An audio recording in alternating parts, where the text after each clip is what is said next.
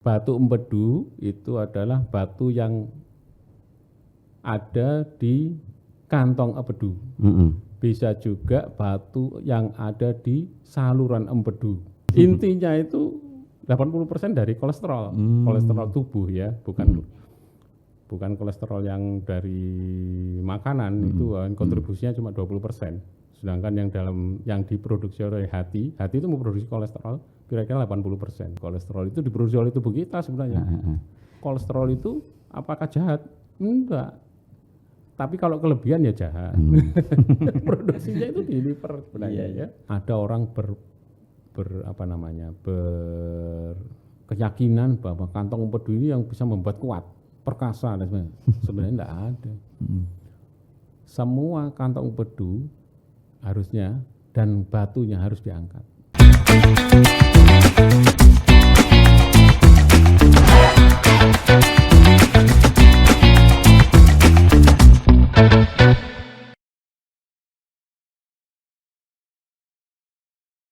Assalamualaikum warahmatullahi wabarakatuh. Halo semuanya, jumpa lagi dengan saya Wiwit Purwanto di podcast Cakap Sana Cakap Sini Kesehatan. Nah, bersama saya ada Dr. Taufan Haryanto, spesialis bedah digestif dari Rumah Sakit Siti Hajar Sidoarjo. Apa kabar, Dok? Baik. Assalamualaikum warahmatullahi wabarakatuh. Waalaikumsalam. Tadi Dr. Taufan ini setiap harinya berada di Rumah Sakit Siti Hajar Sidoarjo. Kebetulan juga beliau ini ahli atau spesialis di bidang bedah gitu ya, Dok ya? Iya. Sekarang ini kita sedang membahas tentang batu empedu, yang dimana orang awam kosakata batu empedu ini seringkali kita dengar, Dok. Cuma saya sendiri juga belum tahu apa sih batu empedu itu, apa, gimana rupanya, gimana bentuknya. Kemudian di dalam tubuh kita itu seperti apa fungsi dari batu empedu itu sendiri, dan kemudian kalau sakit seperti apa nanti akan kita bahas lengkap dengan Dr. Taufan. Oke. Ya, siap. Apa sih, Dok, kalau di dalam sisi kedokteran kesehatan batu empedu itu seperti apa, Dok? Iya. Jadi batu empedu itu adalah batu yang ada di kantong empedu. Bisa juga batu yang ada di saluran empedu. Jadi kalau bilang batu empedu itu kan ada saluran empedu, ada kantong empedu, ada cairan empedu. Nah ini. Nah, kalau dibilang batu kantong empedu itu berarti di kantong empedu. Batunya di dalam kantong empedu. Di dalam kantong empedu. Tapi kalau batu yang ada di saluran empedu, itu ada dua macam. Saluran empedu yang di dalam hati, hepar, dan yang ada di luar hati. Nah, jadi tergantung lokasinya, sama-sama batunya. Kalau lokasinya sendiri di organ tubuh itu di mana pasnya, Dok? Kalau kantong empedu? Iya. Kalau batu kantong empedu itu, kantong empedu itu letaknya menempel di liver atau hepar hati ya. Di hati ya. Yang sebelah mana kanan. itu? Di bawah. Oh, sebelah kanan. Sebelah kanan. Jadi liver kita itu dibagi dua bagian, kanan dan kiri. Nah, dia letaknya di sebelah kanan. Di sebelah kanan sini, yang besar. Di sini yang besar. Itu kantong empedu, Dok ya? Dia nempel di situ. Dia nempel di situ. Dia punya saluran empedu. Asalnya itu jadi gini. Seperti yang saya bilang bahwa kalau kita ngomong empedu itu ada saluran, ada kantong, ada cairan. Nah ya. Tiga ini menyatuin ya. Jadi cairan empedu itu, yang dimaksud cairan empedu ini cairan yang dihasilkan oleh liver kita, hati kita. Berapa produksinya sehari? Itu kira-kira untuk orang dewasa 1,2 sampai 1,5 liter. Lumayan per juga hari. Ya? Iya, itu sebenarnya cairan sampah. Cairan sampah ini. Cairan hasil metabolisme yang di liver. Tapi cairan ini oleh tubuh masih bisa dimanfaatkan. Manfaatnya apa? Cairan ini memecah makanan atau lemak yang di dalam makanan itu. Seperti kita kalau makan soto misalkan atau gulai gitu kan ada lemaknya ya. Nah, fungsi cairan empedu ini adalah memecah lemak itu menjadi molekul yang kecil supaya bisa diserap oleh usus. Cairan ini ya. Iya, cairan empedu ini yang dipakai ya, cairan sampah tadi itu ya. Terus dalam perjalanannya di usus itu di reabsorpsi lagi, artinya diserap lagi oleh tubuh, masuk ke liver lagi. Itu. Terus kalau kita bicara kantong empedunya, nah, kantong empedu itu adalah bagian dari saluran empedu yang ada di luar hati, di luar hepar. Kemudian kalau saluran empedunya sendiri sebenarnya banyak. Yang saya bilang tadi ada yang intrahepatal, di dalam hati sama yang di luar hati. Jadi gambarannya seperti pohon sebenarnya, atau yang disebut biliar tree. Nah, biliar tree itu kan pohon itu ada cabangnya, ada rantingnya dan sebagainya. Kantong empedu ini adalah bagian cabangnya, salah satu bagian cabangnya di pohon tadi, atau pohon biliar atau biliar tree tadi. Itu ceritanya kayak begitu, anatominya, nah gitu ya anatominya. Sedangkan batu itu batu kantong, kalau batu kantong empedu berarti batunya letaknya di kantong empedu. Kalau batu saluran empedu berarti di saluran empedu. Nah, jenis-jenis batunya ini biasanya ada 3 macam ya. Ada namanya batu kolesterol karena memang Berasal intinya itu 80% dari kolesterol, kolesterol tubuh ya, bukan kolesterol yang dari makanan. Itu kontribusinya cuma 20%. Sedangkan yang diproduksi oleh hati itu memproduksi kolesterol kira-kira 80%. Jadi 80% yang batu kolesterol ini sebenarnya dibentuk oleh kolesterol. Terus ada batu pigmen, namanya batu berwarna, warnanya mungkin agak gelap. Jadi biasanya ini dibentuk oleh pecahan dari sel darah merah. Nah, gitu, eritrosit kita, hemnya. Jadi banyak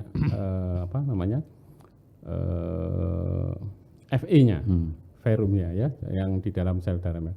Ada yang mix campuran. Jadi bisa kolesterol bisa itu ya, bisa ada kalsiumnya, ada magnesium dan sebagainya. Tapi yang elektrolit ini hanya kecil. Komposisinya kecil. Ya. Pada dasarnya batu empedu itu yang paling banyak komposisinya adalah kolesterol. Gitu. Kolesterol itu diproduksi oleh tubuh kita sebenarnya. Kolesterol itu apakah jahat? Enggak. Tapi kalau kelebihan ya jahat. Produksinya itu di liver sebenarnya ya. Liver yang sehat itu mesti memproduksi yang cukup. Dok, kalau batu ada 3 macam tadi itu awalnya memang nggak ada atau memang sudah ada, Dok? Nggak ada ya. Sejalan dengan proses perjalanan itu ada karena kolesterol, karena tadi yang dari sel darah merah tadi itu ya, dan campuran. Iya. Jadi terbentuknya gimana gitu ya? Kok bisa muncul gitu ya? Sebentar. Kalau sekarang terbentuk gimana itu mungkin nanti ya. Sekarang kalau kita masyarakat awam itu fungsi empedu kita itu terganggu. Itu kenapa, Dok? Apakah ada gejala kalau orang awam tanpa melakukan ke dokter gitu biasanya apa yang dirasakan? Dan kenapa ya fungsi empedu itu terganggu itu kenapa? Sebenarnya begini ya. Kita bicara yang batu kantong empedu ya. Nah, beda nanti kalau saluran empedu. Kalau batu di kantong empedu biasanya ada yang bergejala nyeri, biasanya nyeri ya. Nyerinya itu kadang-kadang seperti orang sakit mah. Perut ya. Kembung, nyeri terus. Loh, nyerinya kok bisa gitu? Biasanya ya, nyerinya itu pada saat orang itu mengkonsumsi makanan yang banyak mengandung lemak, santen-santenan, goreng-gorengan, jeruan, soto-soto, wah itu gulipok sing enak-enak ya. Kenapa kok begitu? Jadi seandainya ada batu di dalam kantong, dan kantong empedu ini juga menyimpan cairan empedu yang diproduksi oleh liver tadi ya, maksimum 50 cc sebenarnya, nggak bisa lebih. Kalau lebih jebol dia. Sedangkan kita bayangkan produksi dia tadi 1,2 sampai 1,5 liter untuk orang dewasa. Ini cuma 50 cc. harusnya yang ya? disimpan, Yang disimpan maksimal. itu, maksimal. Yang lainnya disimpan di dalam liver atau saluran empedu tadi. Nah, kalau ada orang makan yang mengandung lemak, makanannya masih di lambung, itu ada suatu namanya hormon yang keluar ya, neuroendokrin namanya. Itu kolesistokinin, CCK. Hormon untuk jadi ada reaksi. Karena apa? Reaksinya begini. Begitu ada makanan yang mengandung lemak mau keluar lambung, kan muaranya saluran empedu itu di usus 12 jari dekat lambung. Itu cairan empedu itu tadi harus keluar karena pengen ketemu lemak tadi. Jadi ada perintah dari otak, oh ini ada makanan yang berlemak, ayo keluarkan cairan empedunya keluar. Seluruh saluran empedu yang tadi dan termasuk kantong empedu tadi yang ada cairannya plus batunya tadi ikut mengkerut, itu mengeluarkan seret gitu mengeluarkan cairan itu ya. Iya, cairan empedu tadi tujuannya apa ya? Untuk membantu emulsifikasi lemak, memecah lemak tadi ya. Memecah lemak. Nah, pada saat dia gerak, pada saat dia mengkerut, mengeluarkan isinya, batu itu ikut bergerak. Iya kan? Batu ikut bergerak. Ini bisa menggeser permukaan dalam bagian empedu tadi. Ini yang sehingga terasa sakit, saat nyeri. Rasanya seperti kembung kayak mah lah. Sehingga kadang-kadang kalau dia pasien ini atau orang ini datang ke dokter, dikira sakit mah, dikasih obat mah, ya sembuh, baik, karena nggak ada makanan yang berlemak lagi yang dimakan. Tapi nanti begitu ada makanan yang berlemak lagi, muncul lagi kayak gitu. Jadi ada pergeseran itulah yang menyebabkan nyeri, gitu. Tadi di awal disebutkan batu itu sebelumnya belum ada ya dok ya? Kok bisa ada? Kok bisa ada dok? Nah, jadi gini, terbentuknya batu ini memang tidak semua pada manusia. Ada faktor-faktor risiko namanya. Faktor risiko itu biasanya ada yang disebut 4F. 4F itu female, wanita ini. Insidennya itu kira-kira 1:3. Laki juga bisa sebenarnya. Jadi wanita 3, 1 laki-laki. Bisa terbalik enggak? Enggak bisa ya. Ya, itu statistik ya. Statistik. Kemudian female 40. 40 itu umurnya biasanya 40-an. 40. Tapi ini sekarang sudah mulai banyak di bawah 40 yang pasien-pasiennya, bahkan ada yang umur 18 tahun. Itu beda, mungkin mekanisme beda. Kemudian fatty. Fatty gemuk ya, wanita umur 40 gemuk itu punya risiko. Bukan berarti selalu muncul, enggak. Peluang lebih besar ya. Peluangnya. Terus yang keempat itu fertility. Fertility itu wanita yang masih usia subur. Nah, jadi orang yang sudah menopause, wanita yang menopause itu memang berkurang insidennya atau terjadinya batu di kantong lebih banyak ya. Nah, ini faktor risiko, tapi sebenarnya terbentuknya batu ini ada yang mengatakan bahwa terjadi demineralisasi. Demineralisasi di kantong empedu, di mana alirannya itu stagnan, misalnya nggak keluar. Soalnya misalkan kita puasa ya, puasa Ramadan, itu kalau di USG orang-orang itu kantong empedunya besar, isinya banyak. Nah, karena ini nggak keluar-keluar, bisa terjadi demineralisasi. Menjadi batu ya. Cairan empedu itu agak kental, ya, viskositasnya agak kental gitu ya, enggak seperti air. Nah, itu di dalam cairan empedu itu macam-macam, juga ada mineral, ada kolesterol, memang paling banyak kolesterol. Terjadi demineralisasi di situ. Nah, faktor kenapa kok terjadi demineralisasi? Orang ini bisa muncul, sedangkan saya misalkan gitu kok nggak muncul. Nah, itu ada faktornya lagi. Jadi faktornya itu ada karena garam empedunya sendiri, ya, garam empedu. Kedua karena kolesterol. Ketiga adalah satu protein yang bisa merubah protein ke lemak atau sebaliknya, itu yang disebut lecithin. Nah, ini 3 faktor ini yang bisa menyebabkan terbentuknya batu. Sangat kompleks sekali ya dok ya. Kompleks sekali, jadi macam-macam. Tapi yang dapat digarisbawahi sementara dari percakapan ini karena memang kolesterol itu ya dok ya, pemicu utamanya dok. Salah satunya kolesterol. Terus kok bisa wanita yang lebih banyak dok? Nah gini ya. Jadi 4F tadi kono satu female banding 3 ya kan, gitu female ya kan yang pertama ya. Jadi gini, salah satu penyebabnya pada wanita itu adalah memang kolesterol. Satu lagi yang bisa menyebabkan kolesterol ini adalah hormon estrogen, di mana estrogen itu hormon wanita yang paling banyak pada wanita. Laki-laki punya estrogen punya, cuma proporsinya berbeda. Nah, hormon estrogen ini juga dibentuk oleh kolesterol sebenarnya. Gitu, jadi muter aja. Jadi salah satu sehingga terjadi pengaruh estrogen ini memberikan pengaruh bisa terbentuknya pada batu. Ikut pada merangsang wanita. pembentukan ini ya. Gitu. Jadi ceritanya kolesterol yang sudah menjadi banyak akumulasi ini menjadi batu gitu dok ya. Bisa, jadi mineralisasi. Jadi seperti membatu. Jadi kental terbentuk mineralisasi situ terbentuk batu. Gitu. Itu kalau orang awam selain tanda sakit di bagian sini ya, kanan bagian kanan atas. Apalagi dok, mungkin sebah atau apa gitu dok? Iya. Jadi tanda-tandanya hampir sama dengan orang sakit mah sebenarnya. Sakit mah ya kembung, sebah. Tapi kalau orang sakit mah itu biasanya kalau makan pedas atau kecut wah langsung waduh mules gitu ya. Nah, kalau ini diperhatikan aja nanti. Dia kalau mengandung banyak lemak, itu justru mules, kembung. Nah, itu ternyata bedanya di situ.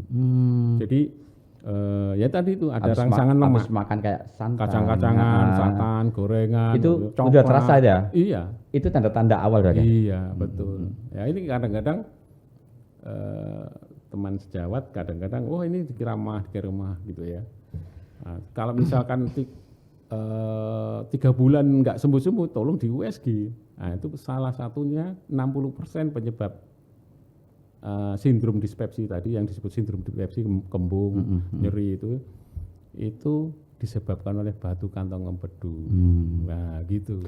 Jadi kalau misalkan ada keluhan pasien dok ya, keluhan seperti itu kemudian diagnosa dengan mungkin dari konfirmasi ke pasiennya sudah bisa ya dok ya, tanpa melakukan lab itu mungkin sudah bisa ditebak dengan jangka waktu 3 bulan tadi dok.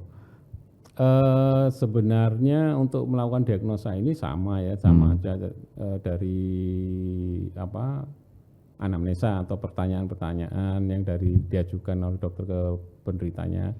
Nanti dokter akan bisa mengarahkan. Terus pemeriksaan fisik ya sama. Terus ada pemeriksaan penunjang. Bisa aja kalau batu itu didiagnosa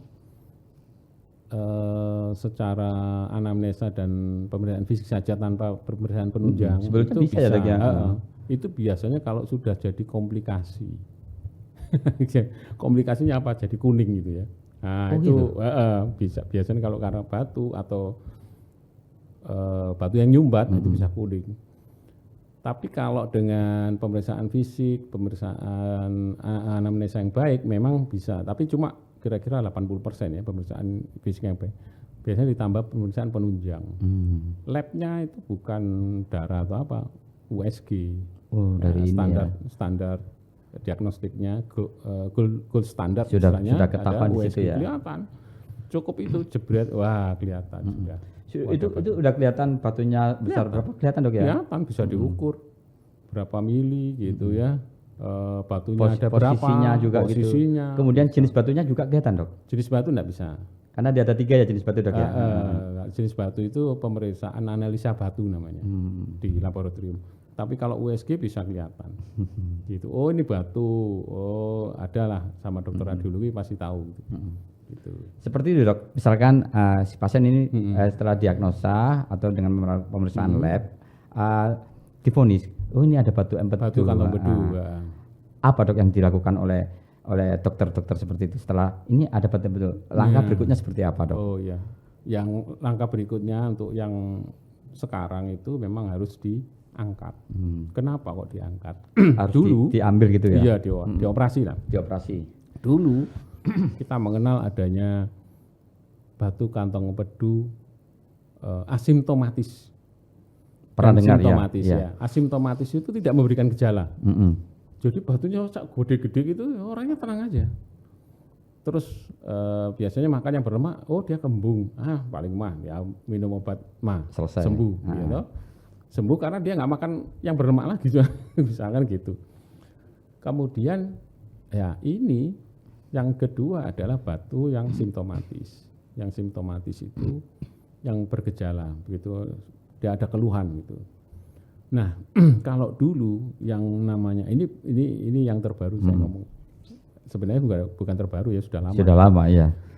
Itu semua batu yang baik asimptomatis maupun simptomatis itu harus dioperasi. Kenapa? Sesuai dengan Tokyo Guideline tahun 2007 sebenarnya. Waktu itu seluruh dokter di dunia baik penyakit dalam, bedah, endoskopi dan sebagainya ngumpul di Tokyo ngomong, oh iya ini harus dioperasi. Lalu kenapa? Karena apa? Kalau didiemin yang batu ini yang nggak dioperasi itu setelah diteliti kira-kira 3 tahun itu memberi masalah. Masalahnya itu lebih berat. Nah ini yang harus dicegah. Jadi akan bisa mengancam jiwa yang lebih berat. Nah itu pertama. Kedua memberikan infeksi. Kedua bisa memberikan komplikasi yang lumayan berbahaya. Biasanya apa yang mengikuti komplikasi? Pertama jadi infeksi ya.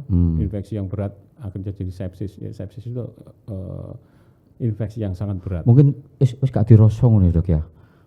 Enggak. Oh, orang yang lemah bisa yang asimptomatis ya kan iya enggak terasa kan iya, gitu. Tenang padahal batu ini gede-gede banyak ya itu. Kemudian yang infeksi ketiga itu bisa kuning. Kalau batunya ngeluyur keluar mudun ke saluran empedu utama, di situ ada klep macet berhenti di situ ya terjepit.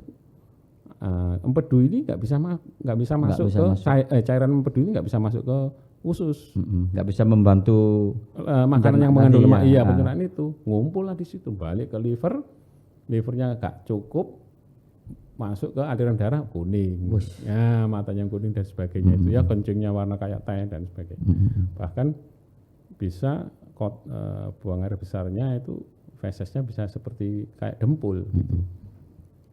Tapi yang terakhir ini yang yang keempat bisa terjadi pankreatitis. Wah, ini kalau sudah pankreas ya. Itu penyebabnya di Indonesia itu yang paling banyak karena batu. Dan ini sudah sangat berbahaya. Kalau secara statistik itu 50-50 orang dulu kan. Pankreatitis cukup banyak di ini. Karena batu. Itu apa itu? Jadi infeksi atau keradangan di kelenjar pankreas kita di dalam perut ya, letaknya di belakangnya lambung. Karena ada saluran pankreas itu juga bermuara bersama dengan saluran empedu sebelum masuk ke usus. Oh, ada satu cabang. Iya. Jadi bisa kita bayangkan kalau misalkan saluran empedunya tadi ada batu nyumbat di ujungnya jebret gitu. Nah, saluran pankreas ini yang mengeluarkan cairan juga 1,5 literan 1 hari untuk pencernaan juga. Itu terganggu, terganggu dia, bengkak juga, dia tuh nggak bisa keluar. Nah, sifatnya cairan ini sangat jahat. Beracun apa? Gimana itu? Dia bisa merusak usus, pembuluh darah, dan semua bisa jebol, bisa meninggal mendadak. Nah itu juga sakit perut gitu yang dirasakan Dok ya? Nyeri banget itu. Nyeri banget. Di sebelah sisi kanan Dok ya? Di sini, di tengah sampai tembus ke belakang biasanya. Wah, nyeri banget. Sampai harus dikasih morfin. Analgetiknya itu apa, anti nyerinya. Dan itu sangat berbahaya karena orang itu bisa mati mendadak. Ini dipastikan harus diangkat kalau kayak seperti ini ya Dok ya? Iya, makanya itu bahayanya. Batu kantong empedu atau batu. Terus yang terakhir dari penelitian, kalau nggak diangkat, misalnya asimptomatis tadi ya, yang nggak terasa kan ya kan, karena teori iritasi batu yang gerak-gerak tadi, ya, karena mengkeretnya kantong bedu yang lon, ini kan ikut gerak. Ini sebenarnya luka iya. Di dalam tubuh memperbaiki, luka lagi memperbaiki. Ini kan ada batasnya. Nah ini pada saat sudah habis jatahnya, jatah perbaikannya, sudah harus nggak bisa direfill lagi gitu ya? Direfill tapi dengan sel yang berbeda. Nah ini yang bisa disebut neoplasma. Jadi kira-kira 10% batu itu bisa menyebabkan kanker kantong empedu. Ini yang paling berat. Kenapa? Kanker kantong empedu itu kan kita tahu kantong empedu itu kan nempel di hati. Nah itu bisa mudah sekali nyebar ke hati juga. Iya. Jadi kalau banyak kasus kayak ini, Dok. Saya menemui kira-kira ya nggak banyak ya, tapi ada belum sampai 10 lah. Tapi ya sudah stadium 4 langsung. Wes mau diapain gitu. Ya paling di kemoterapi dan sebagainya. Jadi prognosnya jelek. Ini yang harus banyak. Makanya baik batu kantong empedu asimptomatis maupun simptomatis sebaiknya dioperasi, diangkat untuk mencegah seperti itu. Mencegah yang ke hati, sesuai, ke pankreatis tadi itu ya. Sesuai dengan Tokyo Guideline. Tokyo Guideline itu ada beberapa tahun ya, tahun 2012 ada yang 2017. Itu semua mengatakan udahlah. Orang ini satu penelitian yang penting dari multicenter ya seluruh dunia di jurnal terakhir tahun 2021 saya baca bahwa manusia itu bisa hidup tanpa kantong empedu itu bisa hidup gitu. Nggak perlu kantong empedu itu. Bisa hidup normal. Ya sudah, memang begitu. Karena kenyataannya di dunia ini kira-kira sudah ada hampir 300 juta lebih orang di dunia tanpa kantong empedu karena dioperasi. Ya sudah, selesai. Nah, hidup biasa. Ini sekitar kan ya. Kalau seperti itu nanti dia yang membantu untuk pencernaannya? Tetap ada. Kan hanya cairannya. Kantong empedu saya katakan tadi itu salah satu cabang. Diambil ya. Kalau cabangnya dipotong, kalau pohon itu cabangnya dipotong satu masih hidup. Iya kan? Ada cabang yang satu lagi pokoknya tidak batangnya. Kalau batang ya mati kan. Kalau tindakan ini biasanya yang diambil kantong empedunya apa batunya, Dok? Nah ini betul pertanyaannya baik karena ada apa namanya ya budaya atau apa orang punya image ya. Kepingin sehat. Gitu ya. Wah sampai orang makan kantong bedular. Memang betul di China sana ada orang berkeyakinan bahwa kantong empedu ini yang bisa membuat kuat, perkasa dan sebagainya. Sebenarnya tidak ada. Semua kantong empedu harusnya dan batunya harus diangkat. Kenapa? Kalau di Cina sana nggak mau karena ini sakral kantong empedu. Diambil batunya saja. Apa yang terjadi? Begitu diambil, ya toh dilobangi dulu kan kantong empedunya, diambil batunya, oke. Kemudian dijahit supaya nggak bocor. Nah, benang jahitan inilah yang bisa menyebabkan merangsang batu empedu kembali, batu kantong empedu lagi, karena terjadi ada benda asing di situ. Ini bisa memprovokasi terjadinya batu, sehingga orang itu kalau dicek 6 bulan lagi, ada batunya, ya operasi lagi, ada batunya, kalau selama nggak diangkat ya. Jadi ya menurut ini jadi merugikan ya. Belum lagi prosedur operasi itu ya tidak mudah gitu ya, pasti ada melalui prosedur. Sehingga ini sebenarnya merugikan penderitanya itu sendiri. Dan secara ilmiah kalau ada dokter, ini pernah saya sitir di satu jurnal, kalau ada dokter hanya mengambil batunya tok, itu dianggap kriminal tanda petik ya, tanda petik kriminal, tidak boleh karena merugikan pasien. Sudah dibedah juga gitu ya. Bukan itunya sebenarnya, tapi memicu. Dia nanti jadi operasi lagi. Wah, dokternya dari sogi lah oleh duit terus.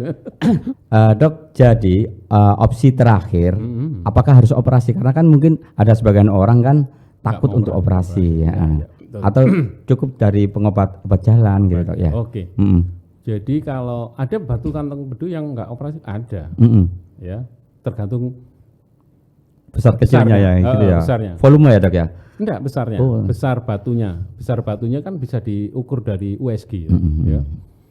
Kalau besarnya kurang dari 3 mili, 3 mili kecil loh dok. Iya, 3 mili kecil. Tapi sudah cukup bikin nggak nyaman itu kan? Itu bisa ngejepit ya. Jadi gini, kenapa kok 3 mili atau kurang 3 mili? Karena ada, jadi kantong empedu sama saluran empedu utama itu ada saluran kecil, namanya sistikus. Nah ini diameternya 3 sampai 4 mili. Nah kalau 3 mili ya sudah bisa lewat kan ke bawah, terus nanti di bawah itu juga ada sphincter atau yang pintunya gitu, itu bisa buka kecil bisa keluar ya. Valve gitu ya. Valve-nya. Jadi 3 mili. Klep. Itu kalau saya patokannya 3 mili karena berdasarkan secara anatomis ductus atau saluran sistikus itu lebarnya 3 mili diameternya. Kalau lebih dari itu bisa? Enggak bisa. Mending diangkat kantong empedunya ya. Iya, karena apa? Kalau lebih dari 3 mili misalkan 5 mili gitu. Itu kayak corong gitu, dia akan mengecil, dia akan menjepit di muaranya saluran sistikus tadi. Ini yang membuat nyeri. Namanya kolik abdomen ya. Nyeri sekali, munting-munting biasanya. Ya, ini yang berbahayanya. Itu nyeri itu mancep di situ, bisa membuat radang dan sebagainya, akhirnya bisa kuning. Ya, menekan saluran empedu utamanya atau batangnya tadi itu. Bisa kuning. Wah, lebih berat lagi jadinya. Munting-munting gitu. Munting-munting. Itu. Kalau di Siti Hajar, di Rumah Sakit Siti Hajar itu apakah ada penanganan yang terkini dok? Apa memang harus operasi? Tapi mungkin ada penanganan terkini lah bagi mereka yang lebih dini ya untuk mengetahui dari kantong empedunya bermasalah itu. Iya. Jadi untuk diagnostiknya ya memang dari pemeriksaan dokter sama USG tadi sudah cukup. Terus kalau penanganannya teknik penanganannya tadi kalau misalkan batunya kecil ya kurang 3 mili tadi obati aja lah cukup. Obatnya anti kolesterol aja kok. Kedua kalau batunya besar dan simptomatis atau asimptomatis bergejala atau tidak tetap harus dioperasi. Ada 2 teknik. Sebenarnya sudah berkembang banyak ya, tapi pada intinya ada 2 teknik. Yang teknik open atau yang minimal invasif. Ya di Siti Hajar sudah punya ya, sudah sejak tahun yang lalu ya, mengerjakan di sana dengan laparoskopik, teknik laparoskopik. Teknik laparoskopik itu adalah teknik minimal invasif yang sudah ada di Indonesia itu sejak tahun 90-an lah sebenarnya ya, sudah lama. Dan ini lebih disarankan karena ini menjadi gold standar operasi batu kantong empedu yang tidak berkomplikasi dengan teknik laparoskopik ini. Gold standar. Artinya apa?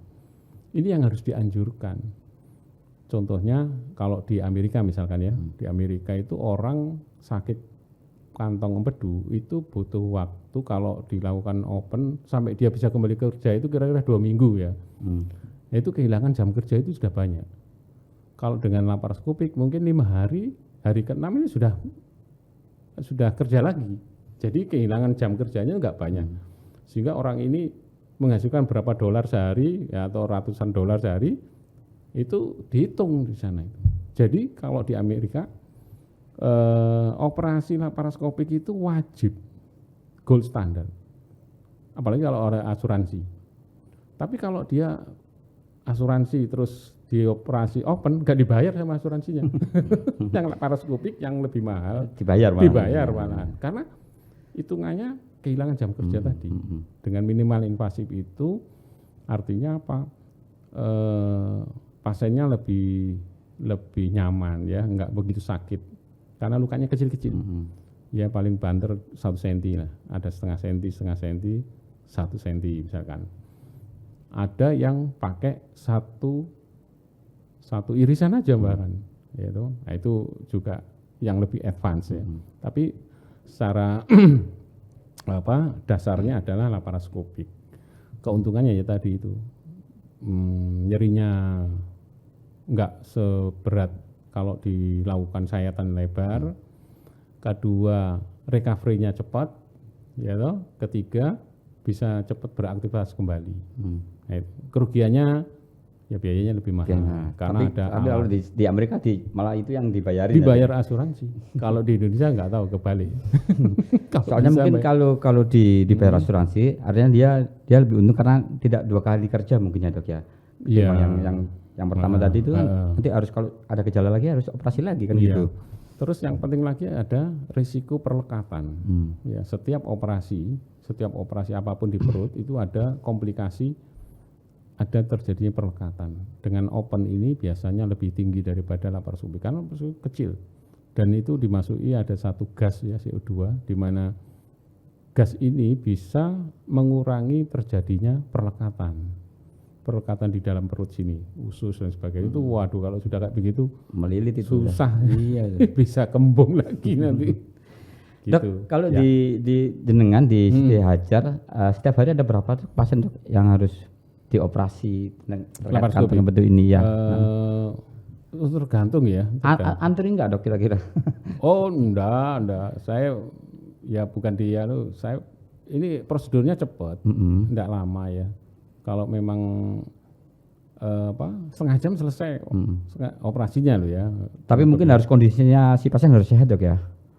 Oh enggak, kalau kan sakit ya. Kalau batu ketemu dia bukan sehat, sakit. Maksud saya itu tidak ada optimal. Oh ya, jadi tidak komplikasi yang ada, tidak ada komplikasi ya. Jadi simpel gitu, cepat. 15 menit, 30 menit selesai. Ya.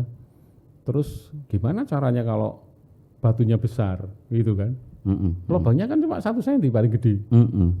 Nah kalau batunya 2 cm bisa enggak? Bisa. Gimana? Ya batunya dipecahkan di dalam gitu. Ambil itu di sini. Itu tekniknya ya, ya masalah teknis. Tapi bisa. Hampir semua bisa. Jadi artinya bagi pasien yang mengalami masalah fungsi empedu ini masih ada ikhtiar untuk jalan kesembuhan kan gitu ya? Iya. Jadi makin ya tadi kalau misalkan